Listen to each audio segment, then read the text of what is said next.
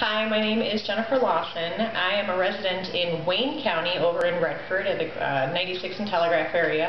However, I work out in Ann Arbor downtown, so I'm immensely familiar with the M14-96 corridor, which I have to drive by myself every day. As for commuting, what I really would look for is some sort of alternate transportation that actually crosses county lines.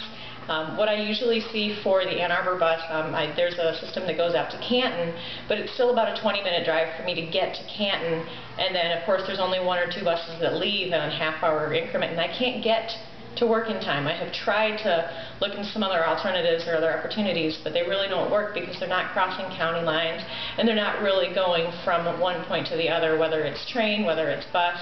I'd love to have some sort of mass transit opportunity that I can take instead of sitting by myself in the car for quite a while. And M14's been a mess lately with construction, but now it's just a mess with weather-related issues. Thank you.